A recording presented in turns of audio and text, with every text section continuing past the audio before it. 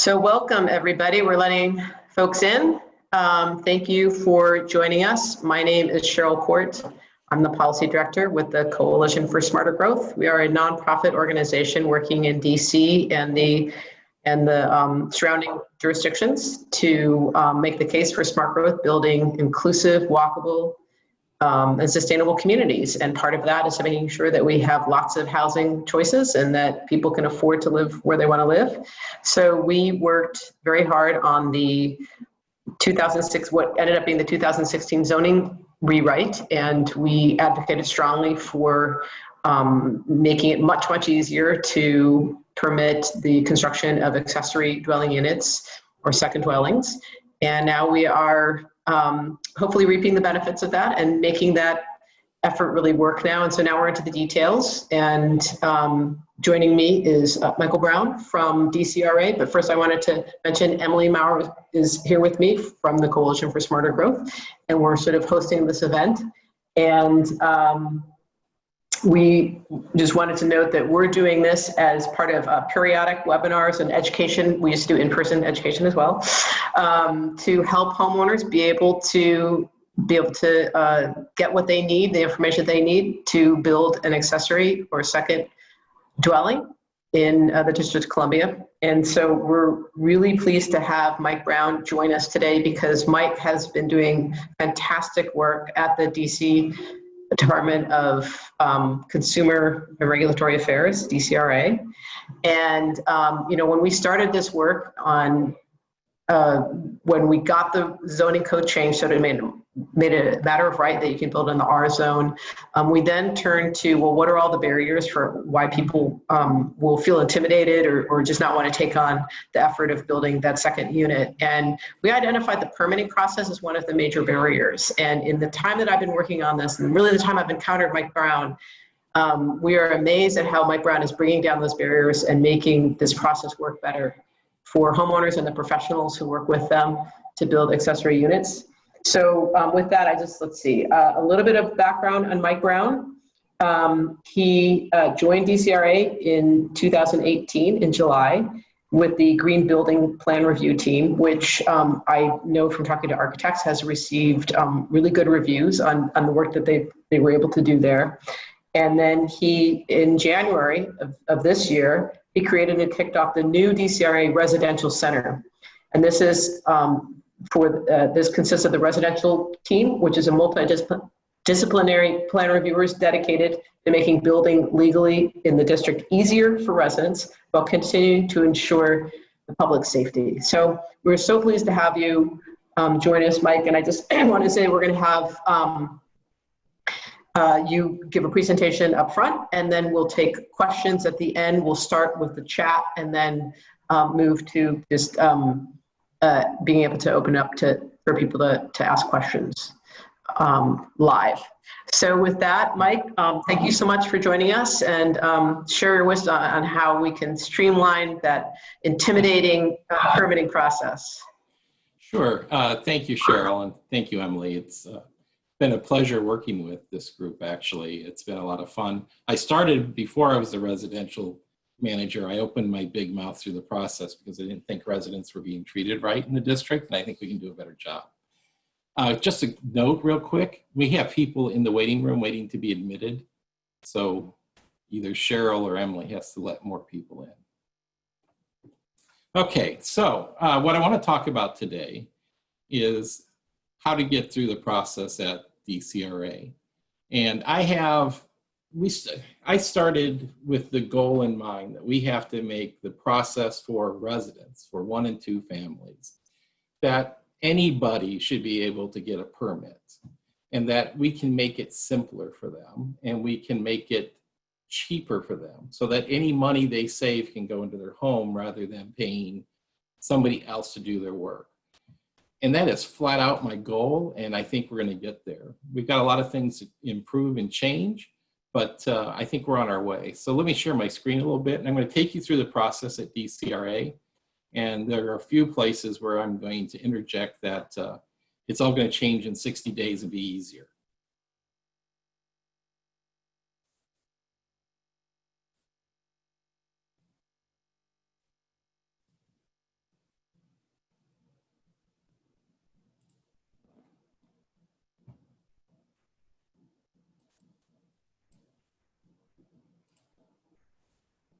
All right. Good. Give me a high sign, Cheryl, if you can't see that. Got it. We're okay. So my name's Michael Brown. A couple of things that are important that you'll want to know and to keep. And I'll share this screen, the shots with everybody. If you are a 1 or 2 family homeowner and you're having difficulty with your permitting process, send me an email and I will get somebody to help you. And I've got several good people on the team. We have about 13 people on the team. 12, excuse me. We have 12 people on the team, and we will help you figure out what is the problem or the hurdle and give you guidance. Now, there's a lot of things we can't do, but we can certainly tell you how to get something fixed. I'm in the process of setting up a special line that comes into DCRA only for homeowners. So you should probably see that October 1st. We were supposed to see it at the end of August, but because of budgets being put on hold because of COVID, it's now an October 1st start date. The best ways to contact us, if you're having any problem whatsoever, is to go either email us at dcra.gov, dc.gov. We have an online inquiry form that you can use. If you're on our website, it's right at the top, contact us. Or you can call, and we have roughly 20 customer service people answering phones now. I will tell you, in all honesty, your best way to get anything taken care of, fastest, easiest for you, and less frustrating for you, is to use the online inquiry form or use the email to us. Because you don't have to wait for your, hear the typical thing that you hear in a lot of places, including DCRA. Oh, you're number 15 in line, you'll be another 10 minutes. You don't have to go through any of that. But the director has done a really good job in instilling at DCRA a sense of customer service and our responsibility to be responsive. So he set, the rule he had set for us is, hey, we're going to respond to our customers within 3 business days. And I can assure you that anybody who goes that long hears directly from the director. So when it comes in, anytime it's for a residential center, if you put anything in an email or an inquiry form, just say, hey, Mike Brown at the residential center, it'll get to me and I'll get it to somebody else on my team who can take care of it, or I'll take care of it. But we want to help you get through the system. So we've got a whole lot of district data out there. And some of it you're going to need, especially as you try to set up an accessory dwelling unit. I don't have to talk about the accessory dwelling units a lot because Cheryl's team has done a tremendous job putting together the book on how to get an accessory dwelling unit. It is really the best stuff you've ever seen, I've ever seen anywhere. And I actually had somebody call me from New York, which is where I did business before, and he said, hey, this is a pretty cool document. Where did it come from? Did you guys do it? And I said, no, it's a private group that did it. So it's an exciting book. I think you do well. But there's lots of information on Scout, and it's worth knowing about it. So what's included in Scout? So currently, there's 4 or 5 different kinds of places to go and get information about your home. There's PIVs that is used to research real property and enforcement information. So let's say you're buying a home and you want to find out whether or not somebody has enforcement actions against them at that building. You can check that. If you want to see what's going on at your neighbors, you can find out. Or if you want to make sure you're all okay, you could find it there. But we've got a better tool now. What was called OBBAD, I've never figured out what the heck all those things meant. But this is the status to review permit application. We've got a smarter way for doing that I'll show you. BBLV is to check on business entities and active licenses. So if you're going to be engaging people to do work on your home, you can find out whether or not they are licensed to do business in the District of Columbia. And if they're not, you're not going to get your permit taken care of, by the way. Q Tracker is just another system we had for tracking your permit application. probably the best thing to ever take out of this meeting is this website here, scout.dcra.tc.gov. And I want to open it just a quick minute so we can look at a couple of things that it can do for you. Let me change the screens I'm sharing.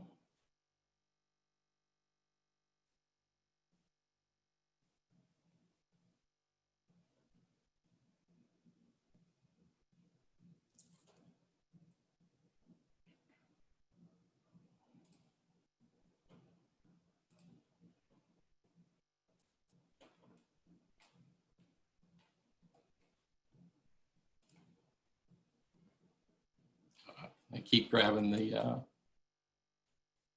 control of everything else. You see my Google Doc, my Google Sheet right now? Nod your head, Cheryl. Okay, I'll get it sized. It's kind of obscured, Really? but maybe that's me. Emily, can you see it clearly? It's mostly covered in my, oh, Yeah, and now it's like a little slice. it's like a little slice. Okay, That it's hold on a covering. second then.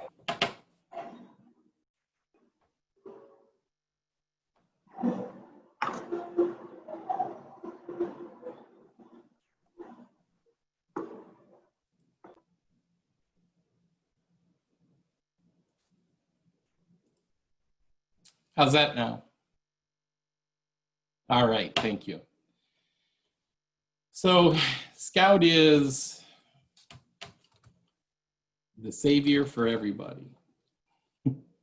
Again, scout.dcra.dc.gov. To do anything in DCRA, you need to have an Access DC account. And that will be one login, one username, one password to always get to this information. So if you don't have an Access DC account, you'll need to sign up with one, and it's fairly easy. If you put in scout.dc.gov, you'll find out that you'll get this screen. I have an account, so we're going to be able to sign in immediately. So this resource is pretty phenomenal, and we'll pick on somebody. I mean, you can literally look up anybody. So if you really want to be snoopy in your neighborhood, you're on it.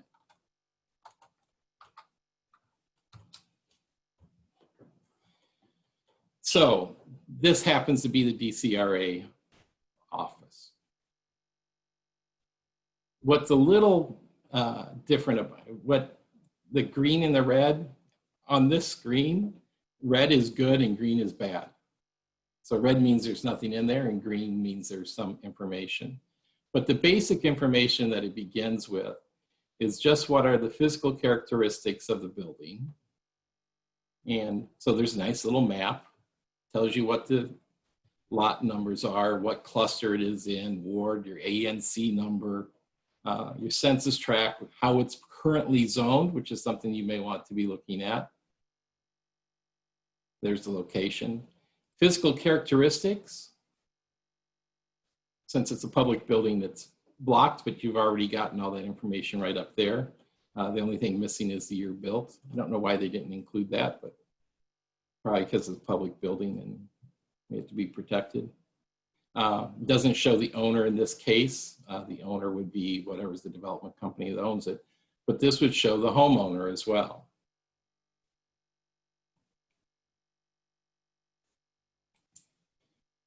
So that's the overview. In terms of notices, there was no results here, but let's say there was a property tax lien that would show up here. If there were other issues that were notices from the city to this address, you could find them there. If there's any business licenses associated with the address, you'd find it there.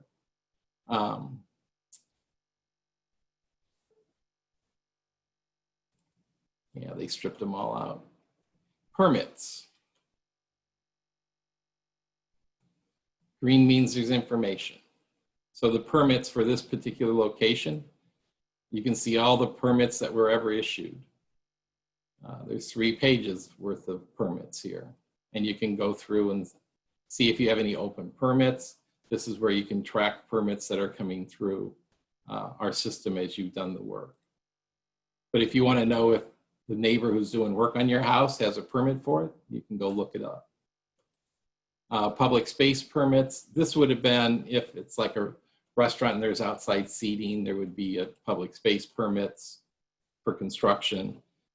So if they were doing construction on the outside, they'd get a public space permit so they don't have things dropping on your head. As homeowners, you really don't have that unless you have one of the few homes that the property is right up against the sidewalk, and we certainly have some of that in some of the historical neighborhoods. If there were any inspections going on for construction, when you're doing inspections and you get them assigned and appointments set up, they will all be listed here. If you got a stop work order or had some other compliance issue, let's say you had a permit, let's say your neighbor, because none of you would ever do this, let's say your neighbor's doing construction work and the illegal construction inspectors go around or somebody turns them in, you could get a stop work order. You would see that here, would be under compliance and information.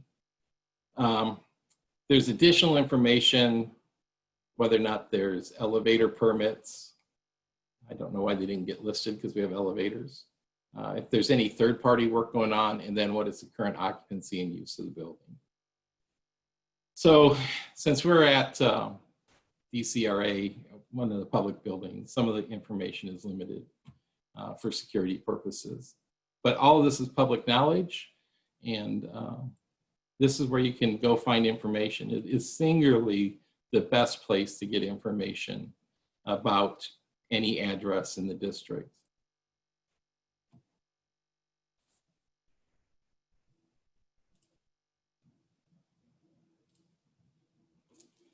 All right, we got somebody to omit. So that's Scout. It's a great resource.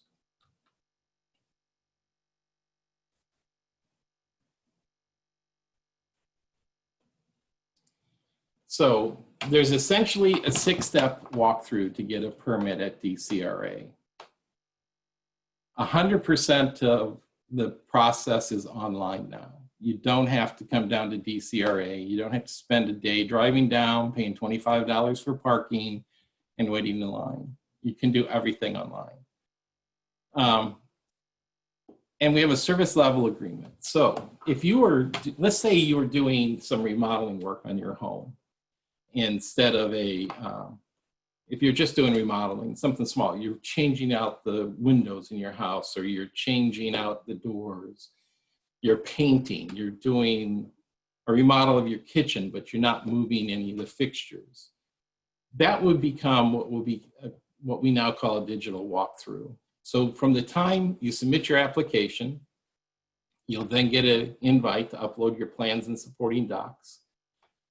Pre-screening will review it, and they'll either send it back to you because there's questions, or it'll go to plan review. This step 4 plan review piece will take no more than 1 day.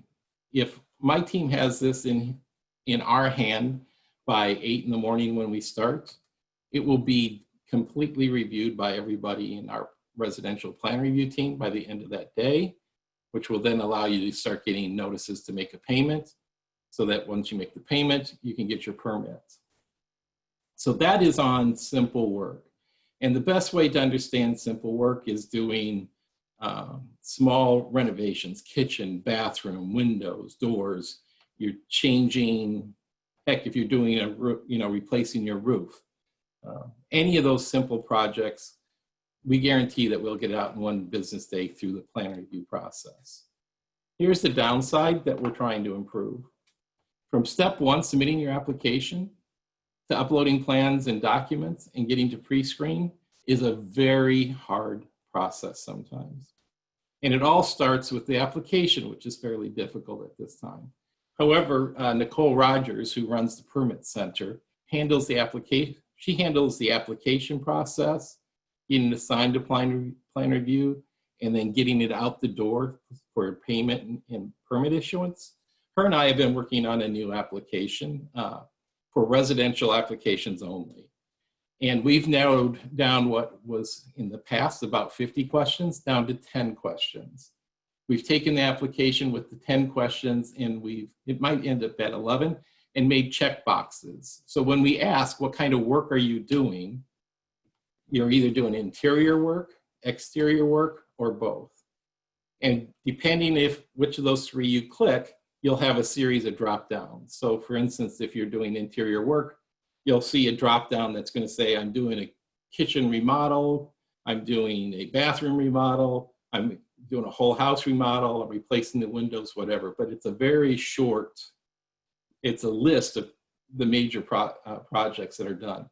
We came up with that drop down screen represents about 90% of all permits that are issued through the district.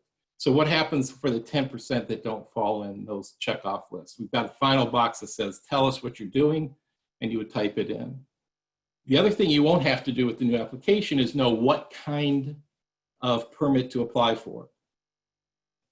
We make that pretty confusing currently. There's 56 kinds of permits that you have to determine what it is as you're submitting your application.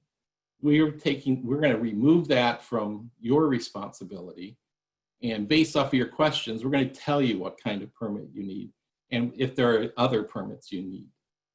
So we hope to make that a much easier system. So that will be step one, to have an easier application. Step two is we want to get this application firmed up, see it working, how people respond, and determine whether or not we can eliminate step two of uploading plans separately. So right now you make an application, you'll get invited to a link to upload your plans and your supporting documents. We want to eliminate this process so that when you do your application, you should be able to upload your project documents. That we hope to have live by November 1st / December 1st. We'll see how that goes, but we want to combine these two. So we'll have an easier application. You'll see that August 30th, which means September 1. And this doing plans in one fell swoop, we expect to see first part of November. The third step for pre-screen review means the application comes in today. We tell you to upload the plans. A group of people review all those plans to make sure they're complete, and if there's anything wrong, they let you know. And the reason we want to do that is once it finishes this back and forth, and in most cases, it comes straight to the pre-screen review, and it's not a problem. It happens very easily. It comes to the plan review, and we can make this thing move quickly. Currently, this is 1 day. Currently, this payment and permit issuance is taking us about a day. And step 1 through step 3 is somewhere between 3 and 5 days. And that's what we've got to shrink, and we should be able to shrink it going forward. So this will be easier. Will only get easier. I hope I didn't depress you with what it takes right now. So where do you find the codes? You have access to the DC codes, and these are your different reference points. The official version of the zoning codes is maintained by the Office of Documents and Administrative Assistance. Every code in the district is there, but this will get you to the building codes. There's a searchable unofficial version of the zoning codes, so you can verify your zoning code. So you not only have just Scout to look at, but you can go to the Zoning Commission's zoning website. The Zoning Division has a companion handbook. So it's important to know that the zoning folks are not the same as the plan review people because it's a different entity. And we're working with them to get them on our same timeline. We're getting closer every day. And then this is, if you like looking at maps, you can pull up the zoning map for the whole district at this website. As you do business in the district, there are complaints that can be had, especially when you're doing construction projects. Not everybody is a stand-up person, and we have created at DCRA a new consumer protection unit within the plan in DCRA, and they work closely actually with the plan, the building departments. But you can file a complaint if you think you've been wronged in the District of Columbia, and we have staff that Their entire job is to see how to protect you, because our responsibility to you is to make sure that you're taken care of. But this is the website to do it. Kind of complaints that are coming in are unlicensed and improperly licensed rental activity, meaning somebody may be renting a home and they shouldn't be, trash or truck noise, tow trucks doing illegal things, home improvement disputes. These are flat out things that our CPU unit does.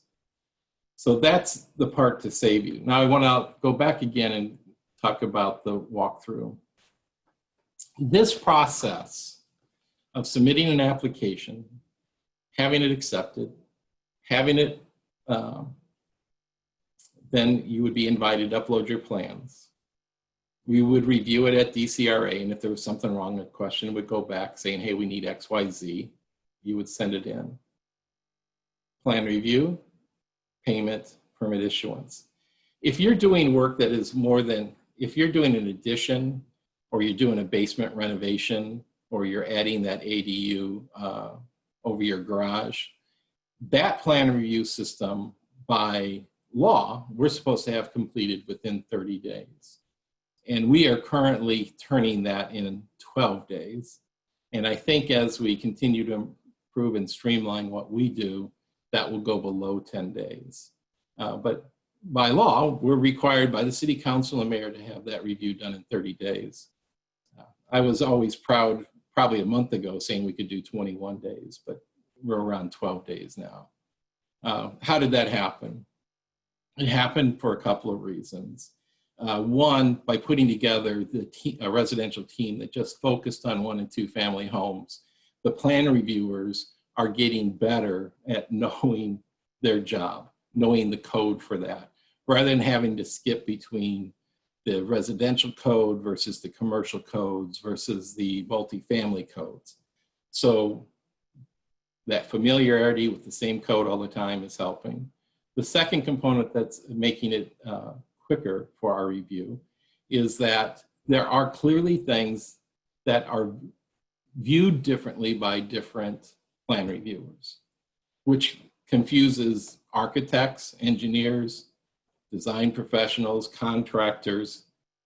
That's outrageous. We can't have that. But it's always going to happen because people read the code slightly different. Because we're a cohesive unit, when I hear or we see things that are in dispute between how we view it from one reviewer to the other, we get the team together, we come to a conclusion, this is what that means, so we're all reviewing it the same way. So that's reducing that time as well. And then the fourth reason that it's way down below 10 is that July and August are the 2 slowest months of the year. And we're starting July, and that means we're gonna have a little slowdown because people are starting vacations. Now, whether or not that continues this year is yet to be seen. With the COVID, it may change, but I'll tell you the July 4th week, it was a slow week. So that's a wrap up about what we do. And I just want to finish. If you're a 1 or 2 family homeowner and you are trying to get through this process, if you're having a problem, drop me an email. I will get the right person to help you. Any questions?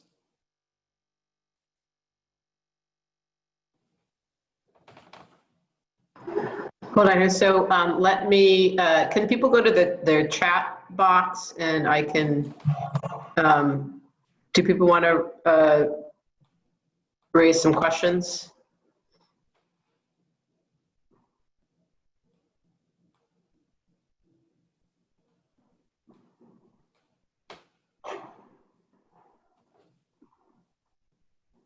Questions? Mike, this is very striking since I talked to you a couple of weeks ago about saying that the permit review process was going to be is 21 days. You were hitting 21 days. You're now saying that you're consistently, the typical permit or a majority of permits are now only taking 12 days to review, including an accessory apartment or a second dwelling? I would say accessory dwelling units and 2-family flats are at the 12 days. Most everything else is at 5 days. Wow.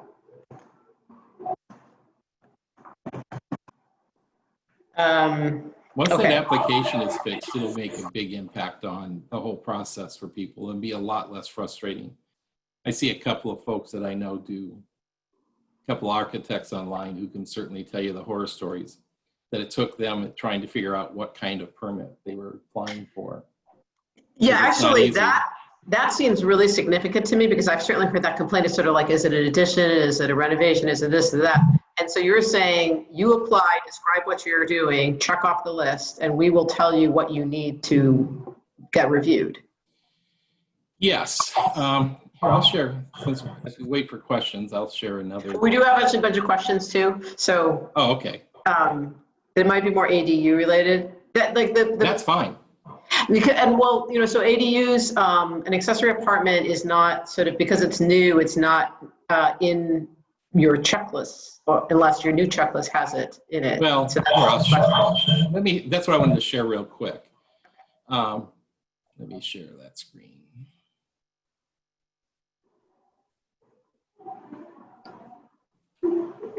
So there is not an actual question for, we have a question on converting a basement unit, and we're going to add a question about a garage unit. We did a survey of people, and the term two-family flat and ADU doesn't mean anything to most people. They're converting things. The number one renovation done in the District of Columbia and across the United States is a kitchen renovation, and number two is a bathroom. So we put it in very simple terms for people. And we'll have a couple of definitions of what it means. At the end of it, we're going to tell you if you have to have plans designed by a professional, or can the homeowner design their own plan? Do you need a plat? Do you need to send us a picture? At the end of the day, there are really only alteration, repair, addition, alteration, and repair, then a couple of smaller ones for fence, decks, porches. An ADU, unless you're adding space to the back of your house or on top of your garage that wasn't there before, is an alteration and repair. That is the number one permit in the district. But we don't want you to have to figure out what to call it. You tell us what you're doing, and we'll be able to tell you. I will say that for a garage, so you have garage, but that's a little bit confusing because it could be you're converting an existing garage into a dwelling unit, or you're constructing a new accessory building as a dwelling unit. And so those things I don't see in that list, and they are a little bit different than what you have there. Well, at the end of the day, they're not, in terms of what kind of permit, what we need from you in the application process. So if you are building a garage or you're doing an ADU in a garage, in either case, you're going to have to have an architect or a design professional do the work. What we want to do is to just make it very simple and let our programming, which between Nicole and I think we got it, make it as simple as possible. I don't care what you're doing to your garage. You do that, we're going to have you under an alteration and repair. Or it's going to be an addition, and you're going to be talking about that because you already checked off that you're making an accessory apartment. The line on converting a basement is actually, I'm making an apartment. And there's a whole other question that's just about whether or not it's an accessory dwelling unit you're converting to, which sends you down a different path. So that's an early question. So what is your use today, and what is your use going to be? So if you're saying I'm a single family home and I'm going to do an accessory dwelling unit or call it a two-family flat or a two-family home, that'll take you down a separate path. We already know you're doing that. That's question number 4. Okay, well, so people want a little more clarification around the time for issuing the permit. So an architect I know asked 12 days for the first round review or 12 days for permit issuance. It's 12 days for the first round reviews. I can't control the quality of the architect's work and whether or not it'll get out the door in 12 days. So if we have comments that have to be replied to, we can't do anything about how the speed at which that happens. But it's in my hands no more than 12 days right now. And for a second cycle or third cycle, that's generally less than 5 days right now. okay, and someone's saying the permitting process is still a walkthrough. No, that was, the word was digital walkthrough. Everything is digital. Everything's online. So for the sake of any better term, we called the walkthrough permits digital walkthroughs. Okay. And then what's the longest amount of time it takes to get a typical residential permit? It really depends on the quality of the work that's being done in terms of the plans. In terms of the plans that are submitted? Yeah. So for instance, if you're doing your own fence, you don't need anybody to put up, get a permit for a fence. You can get your own plat. You can mark out where the fence is going to be. You can submit that. We'll review it that next day. And the permit is generally issued that day as well, because that's simple work. If you're doing a bathroom remodel, that should be out after your application is accepted and the documents are uploaded. That's done in one day. If you're doing a basement or whole home remodeling, that's going to take the 8 to 10 days. And the question really comes down to is, are the plans properly put together and tell us what we need to do? What you're going to do so that we can properly review it. And did you meet all the issues with the code? Caveat that's going to happen here as we move forward is the new codes went into effect May 29th. So if you have not had an application approved for permit, or you haven't had a signed contract with your design professional or contractor, you'll need to be using the new code cycle, which is 2017 DC codes. And I think there's always a little bit of process where people have to get used to the new codes, especially the design professionals. Because they've got the ways they do things. We've got some small code changes that we have to do, but we're gonna have a series of trainings on the new code as well. Can you speak specifically to the zoning approval or zoning review as a part of getting a permit for an ADU? Mm-hmm.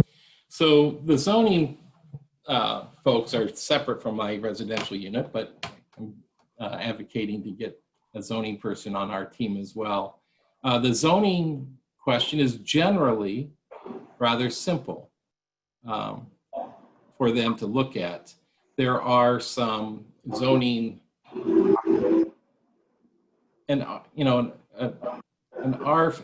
flat zone is usually fairly simple because they know what it is. An R3, generally getting it through is fine, but there's some little different kinds of zoning numbers that are out there that requires the zoning people to do a little more work. And that may take up to 20 days right now. Wow. Whoa. I can also tell you, and it does, it works most of the time. When we plan review, we get all of ours out from the building department. I invariably start hearing from folks out there about, hey, when's zoning going to get done? So I always pass those on to my friend Mamadou, who's the plan review supervisor at zoning. And he just loves me for it. We're going to go to building codes, which is your expertise, and the question is about ceiling height. What is, this person understands there is some flexibility around a 7-foot ceiling. He has a 6'10" ceiling. And is there any chance that he could do his ADU without digging it out? Yes, there is. I don't remember what you have in the book right now that you put in there. So we have put it in as a footnote. Okay. So yes, you're supposed to have a 7-foot ceiling. We also know that, I don't know what percentage of the basements in the district have a ceiling that's 6'8", or in your case, 6'10". You can do a thing called a code modification. And it's a form you fill out that says, hey, here's the code for the ceiling height, and your architects and engineers know it by heart. We already have, our ceiling height's only 6'10". Can we have a modification to not have to do a 7-foot ceiling? I can tell you that I've never turned that code modification down. So that code modification would come to me, I'd sign off, I'd walk up to the chief building official and say, here's what we're doing. That code mod has never been turned down. we're more concerned, and the reason being, if you think about it, what's most important, right, is that people can safely exit. If my brother-in-law, who's 6'7", he would never rent that ADU. My daughters, who are both 5'4", would think nothing of a 6'8" ceiling. So it's kind of, that whole ceiling height thing is kind of a market decision. And that's the approach I've been taking, and it's the approach DCRA is taking.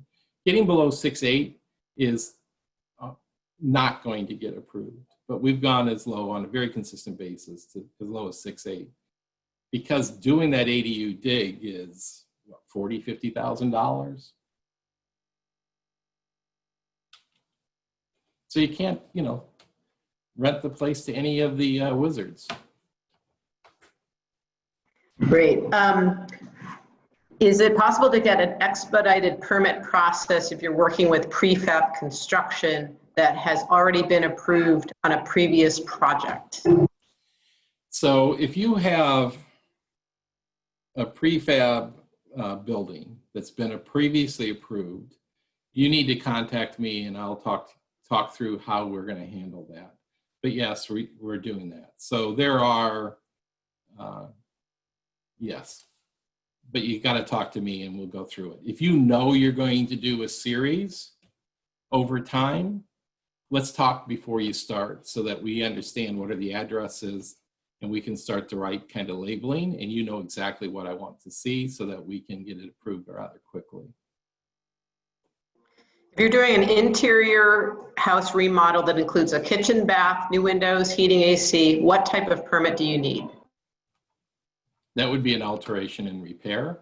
And then you would have some supplemental permits for plumbing, mechanical, and electrical.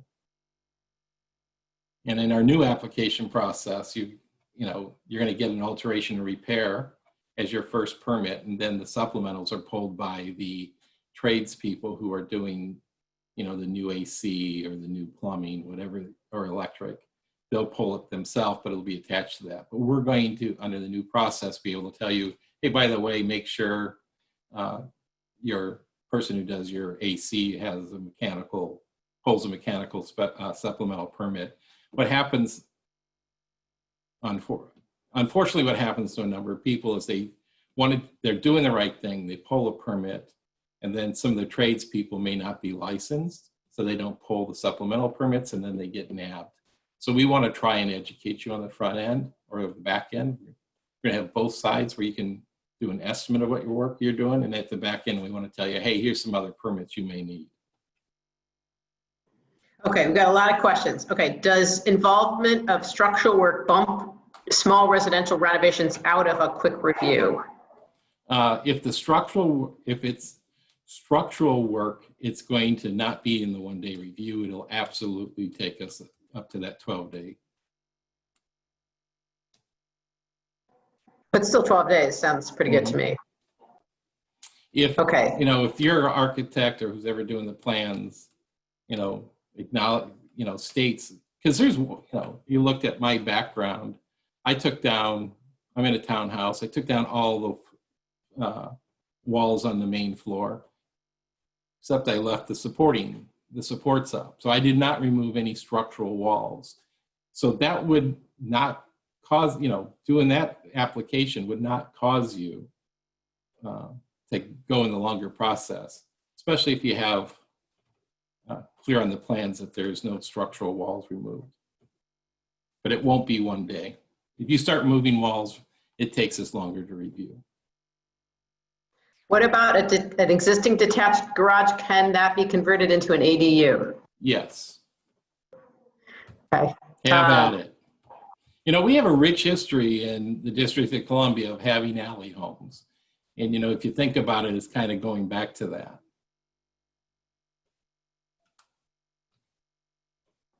Okay. Is there a fast-track method for small revisions to approved permits? For example, if I'm just applying for a very small change to approved drawings, construction inspector says for a small structural change, do we still have to go through a lengthy process as lengthy process as the original permit? I got to improve that, and we haven't yet. I don't have that down, so that works quickly. But with the new application process, is this a revision to an existing permit is question number 3 or 4. So we hope to be able to gather those quickly and move them through, because a revision should not take the kind of time it is taking today. Fundamentally, we take way too long on revisions.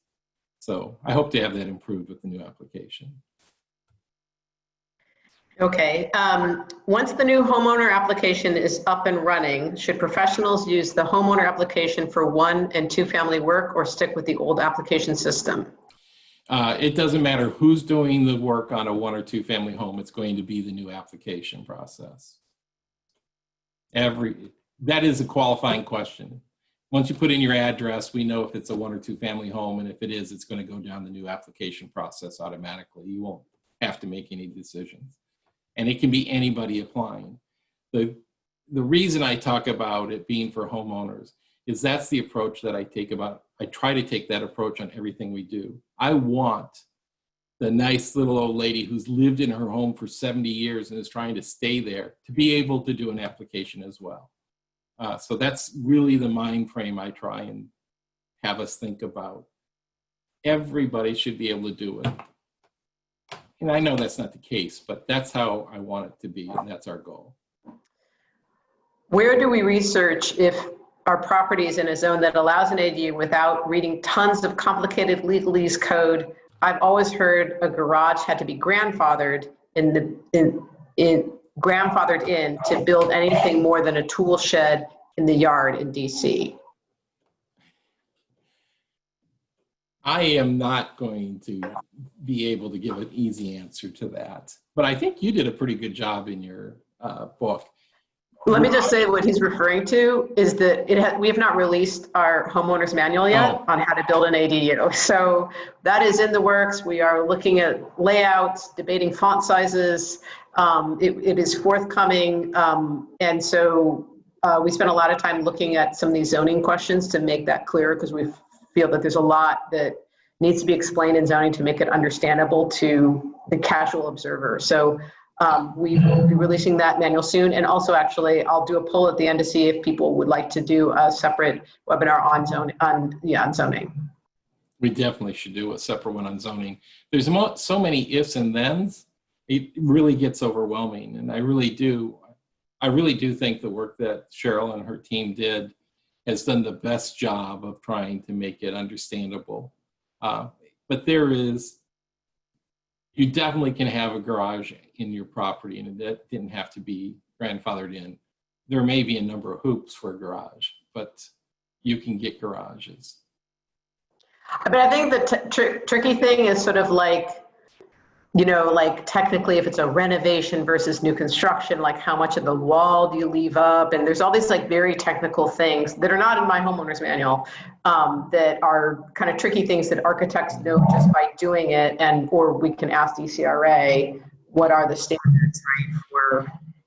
So one of the things that maybe I'll see if I can get that added to the slide deck so you have it. There is a method to do what's called a preliminary design review meeting, and I think it's $75 for homeowners, where you could have the zoning plan reviewers meet with you and tell you this is what you can or can't do based on your location. And I think, if you're thinking of doing a garage or a big addition, I think it's worth that money before you spend any other money to find out whether or not zoning's going to approve it. Because that's always the most difficult hurdle. If zoning doesn't approve it, now you're going down a route with the business zoning administrators of trying to get a relief from the zoning. Okay, here's a good question. Is there software that could be used to design a basement apartment or something similar? Like TurboTax would guide a homeowner who didn't want to hire an architect through the building code requirements while the homeowner designed the space themselves with the software. DCRA is not in the business of software, and there is certainly software out there that can help you. but we don't have Do you think software.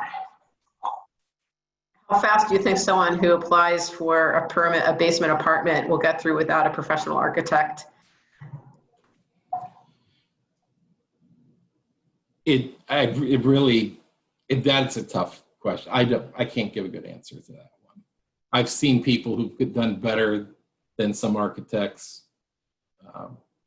and those are the architects who really aren't in business. But, you know, if you take an architect that this is their business, and, you know, there's at least a half dozen that I see a lot of, I mean, you can't ever match what they did because they have so much experience.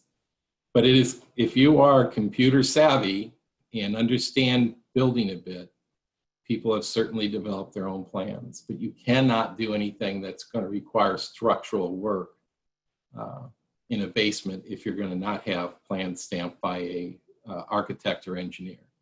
So in the residential code for the District of Columbia, and it's actually the residential code across the country for anybody who uses the model codes, is if you're not doing any structural work that could cause the house to fall down, you don't need stamp plans. It's pretty tough not to have that issue in basement renovations, however, just because of, you know, you may be moving ductwork, you may have to firm up the structure of the basement so it doesn't, you know, you're going to open it up and find things that will shock you. But it's very rare that you can do a whole basement renovation and not have structural work done. Okay. If DCRA and the business license documentation disagree about whether my home is a 1 or a 2 family property, and whether or not I can get a certificate of occupancy, which one controls? You have to meet the requirements of both. So for a certificate of occupancy, it's going to be for a 2-family flat. And that is flat out. That is ruled by the zoning code as well. So if you have a 2-family flat, you're going to have a C of O. If you have an ADU, you don't need a C of O, but you can get a business license to rent that. And I haven't heard people having that issue in the last, I don't know, 4 months, because the business licensing people did a whole lot of work setting up their systems to talk more with the building department and zoning departments. Follow up on the question about the preliminary design review PDRM meeting. How do I make an appointment for that $75 zoning review? I will put a slide in, and I made a note to make sure that the price is still $75. But I know it's actually, you find the next question and I'll probably have it looked up by then.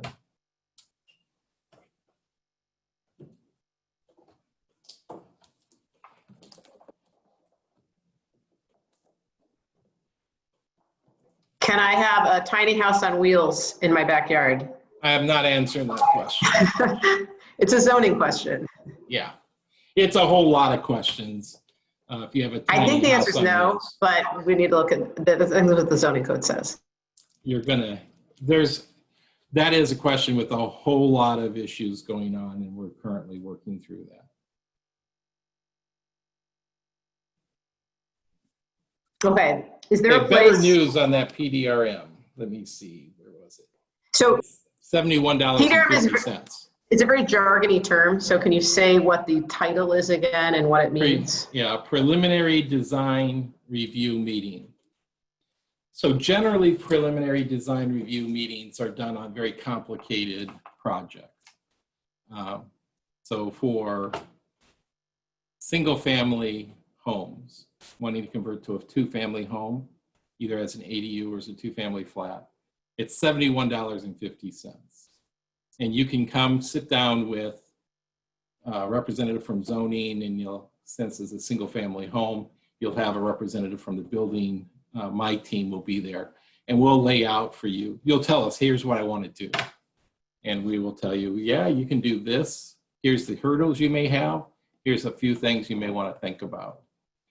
Or people who have done their own plans will come in and do a preliminary design review meeting and say, here's what I want to do. We tell you yes or no. They say, here's the plans. And then we look at them and tell them, hey, you've got some issues here. Or, you know what, you're doing structural work. You need to have these stamped plans. But it's essentially, it's clearly what it is. It's a preliminary review of your design, either with just a verbal description or with you know, your initial plans that you put together. We don't have a lot of homeowners who do that because the codes are kind of clear where you can do things now. It's done a lot by, like the Wharf project. I mean, they'll do a preliminary design review meeting, and you know, the Wharf was 1 million square feet, so you know, their cost was probably 10 grand. But I'm sure it was no big deal to them. Okay, another question on someone's basement apartment. The work was completed by my contractor who failed to get a final inspection approval and is giving me the runaround because apparently the permit is now expired and has to be renewed. Any advice for me about getting my permit closed and getting my certificate of occupancy? So as a general rule, you can get an extension on permits. If the permit is expired, it depends on how long it's been expired. You may not be able to get it renewed at all, and you'll have to go through a process. Your best thing to do is to drop me an email so I can look it up. Give me your address, and I'll see what's going on. There's too many zigs and zags on that to have a set rule. But if you have a permit and it's expiring because you haven't done any work in the last 180 days, or you haven't had an inspection in the last 180 days, it's going to expire. But you can get extensions by just filing a new application.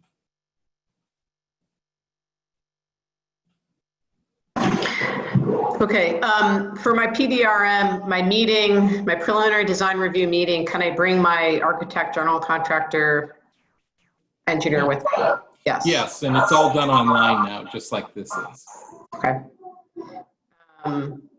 And if we run out of time, can we email you questions? Yeah, not a problem. Okay. I won't be working tomorrow, so it'll be Monday, okay. Tuesday before I respond. Let's see. I'm interested in constructing a garage with an alley entrance that doesn't currently exist and making a second level ADU. Would this be something I should schedule a preliminary design review meeting for to discuss? I would be starting with DDOT to make sure DDOT? you can make the cut. Yes, I would start there, and if you go online to ddot.dc.gov, you'll get to the place where you can find where they have you do the application. But I would absolutely verify with DDOT that you can have a cut out of that alley. They may be asking you to go to somewhere else, to, believe it or not, Public Works. And then the other place that I would be talking to is DC Water has their own application process.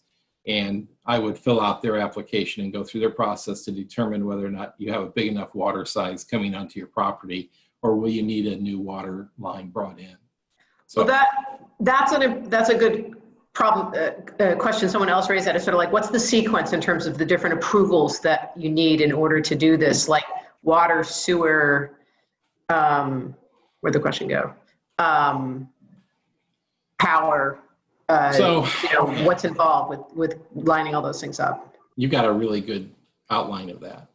But if you're trying to do anything that requires a cut that is coming off of an alley or the street, I would go to DDOT. At the same time, I'd be going to DC Water to make sure that you've got enough water pressure coming into your property. And what they'll tell you is yay or nay, and then they'll tell you, yes, we can increase it, or no, we can't increase it. To rent an accessory dwelling, what are the other agencies that I'm required to register with? You probably know that one better than me. I think you just have to have a business license. No, you need to register as a housing provider with DHCD. We will cover that in our manual. Yeah. Maybe I can share bits and pieces of it. Yeah, I forgot about them. And they got a nice little referral program thing going on too, if you need to try and get, when they're trying to find people to have housing.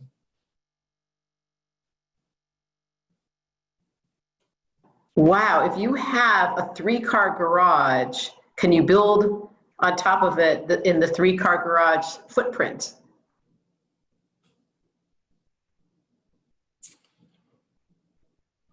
It's a zoning question. Yeah, I'm looking over at my code books to think, and I put my finger on that one. That's a zoning question. I have no clue. There's a limit to how much you can put up there. Yeah, well, so there's Sherrier Place or Road or something. There's an example I read. Basically, there was a large, like a 500 square foot footprint for the garage, and the people are like, oh, we want to build a second story, which you're allowed to do. And so you can keep the garage, but the second story had to be the 450 square foot limit for an accessory building, even though the first floor was a grandfathered overly large footprint, basically. So I think the answer is no. 400, you would be allowed probably to build 450 square feet on that second story. I couldn't remember that number. And also, if you've got a 3-car garage in DC, that's a pretty big, that's a rarity. Congratulations. Yeah, you'd be better used as a living unit.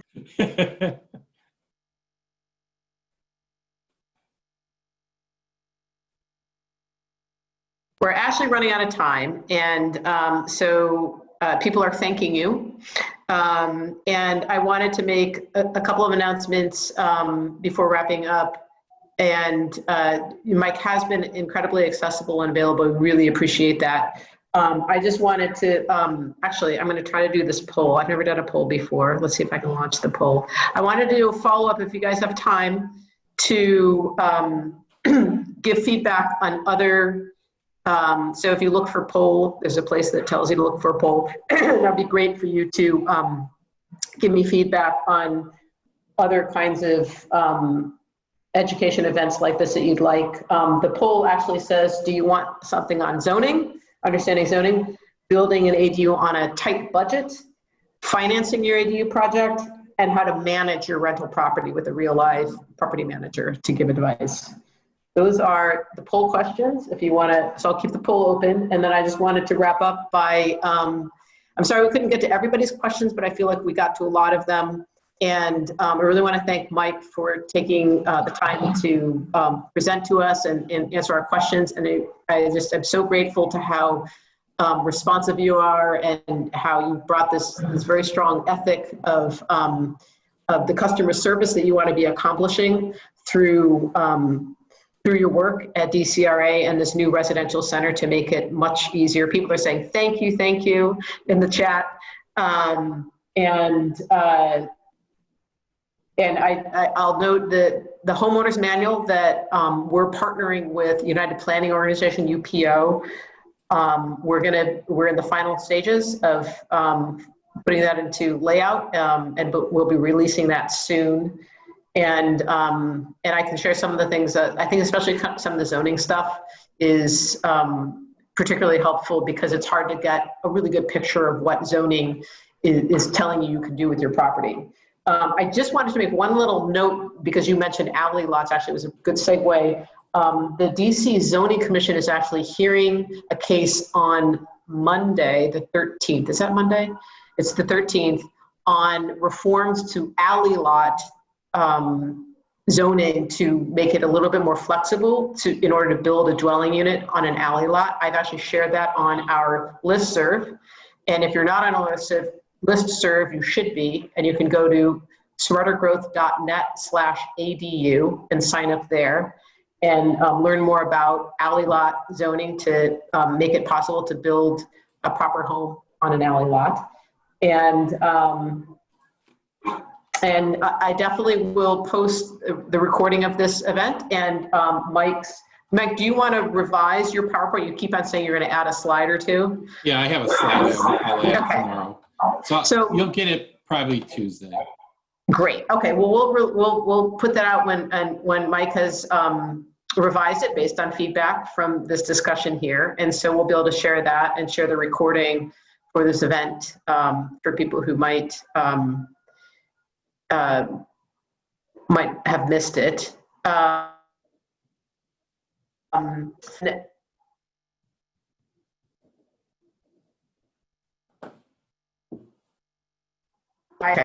Yes, people want building on a tight budget. Fewer people want property management. Fewer people want financing. Okay, great. Well, that's useful. I don't know if it's possible. We had actually talked about adding a little bit of time to talk about basement apartments, but I feel like I didn't get a ton of questions on basement apartments.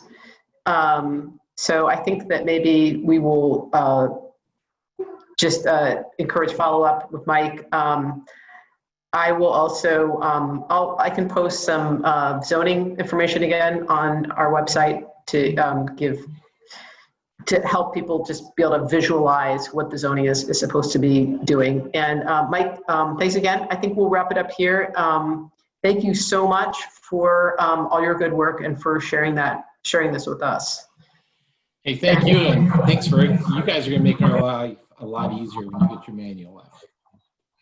Yeah, and thanks everybody for joining us, and please sign up at our listserv at smartergrowth.net/ADU. So thanks again. Have a good early weekend, everybody.